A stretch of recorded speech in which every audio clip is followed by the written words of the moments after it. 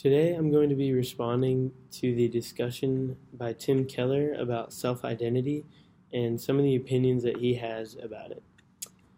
The video opens up by a pastor referencing the Bible verse John 10, 1 through 3 and 11 through 15, which is regarding the shepherd and his sheep. And so Tim starts off the topic by pointing out three main ideas when it comes to identity. One, you need someone to name you. Two, only the Lord Jesus Christ should be the one who names you. And three, Jesus doesn't do this in the abstract, but by actually laying down his life for you. Tim points those things out and then follows it up by stating that identity is seen as two things, the sense of self and the sense of worth. I personally see a sense of self as what you can look at yourself in the mirror and see what are your characteristics and what you do and what your actions are, and just kind of the things that describe you the way that you are, and a sense of worth as the way you're able to do things that can benefit others and how you can help others and yourself in this world that you live in.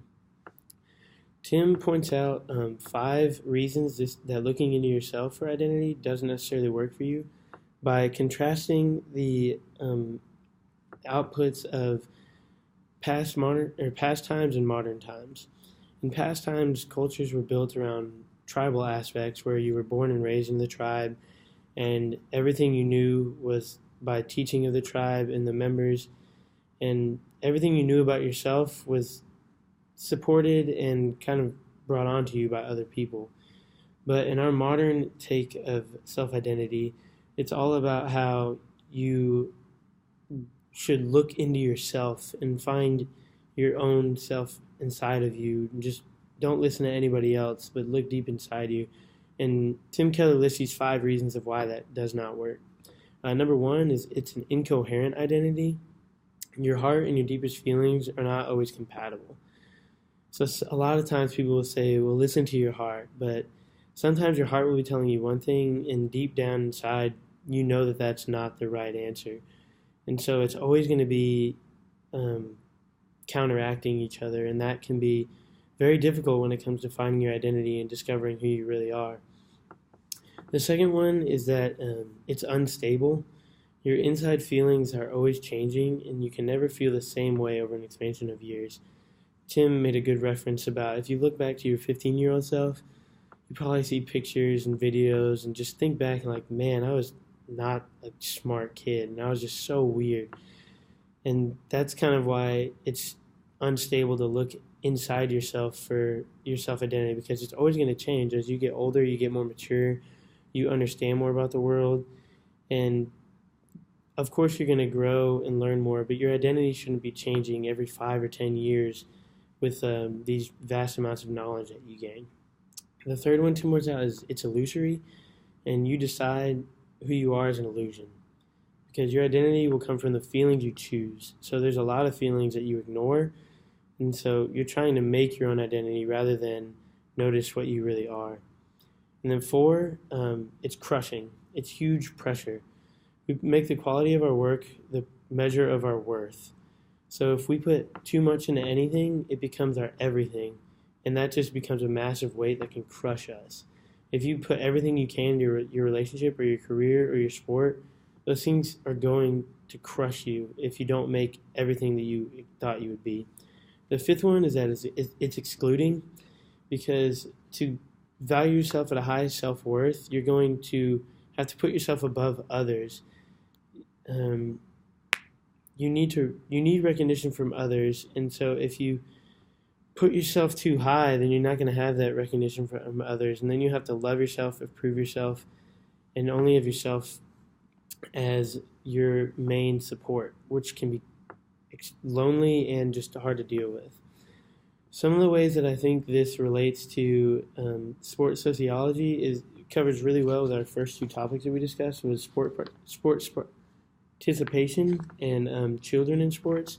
I think we're taught from a very young age that playing in sports and just being involved in sports is kind of the way it's supposed to be, and if we don't do it, then we're not going to become anything. Like, we could amount to nothing, even if you have other talents.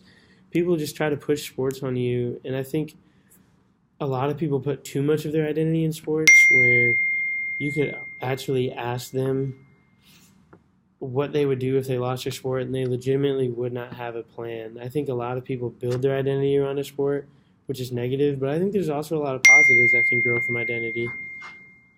There's a lot of things that you can gain from being in sports. Like, you can gain the support from others around you, and you can also just learn a lot about life and how to be there for others, and just show your worth. Like Tim Keller points out, like, you can support other people, you can learn a lot of things from other people.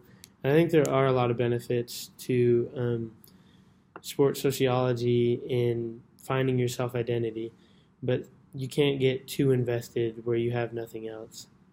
The other aspect is how I think it personally relates to me.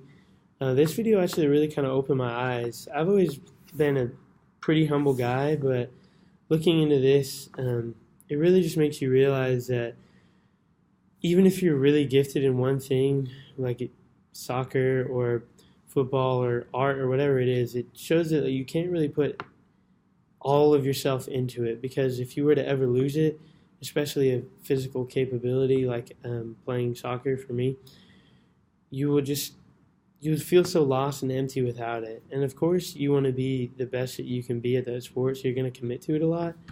But I think that if you really, really look into it,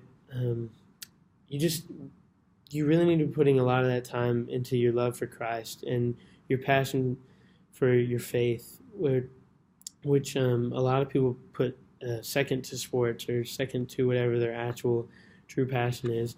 And for me, it just kind of made me realize that regardless of how much time I put into my sport or school, I should put just as much time into my following of Christ. And I think that this video by Tim Keller was just really great, and it was a really good message. I think there's a lot of benefit to it if more people would listen.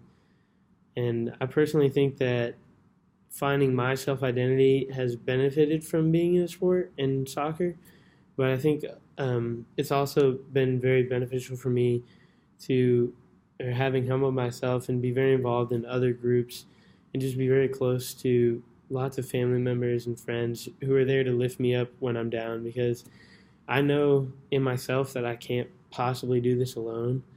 And so I'm very thankful and very blessed to have all those people in my life who constantly push me to be a better man and constantly strive to follow Christ as well. And I'm really grateful for that. And so big thanks to Tim Keller for the video, and hope you like my response.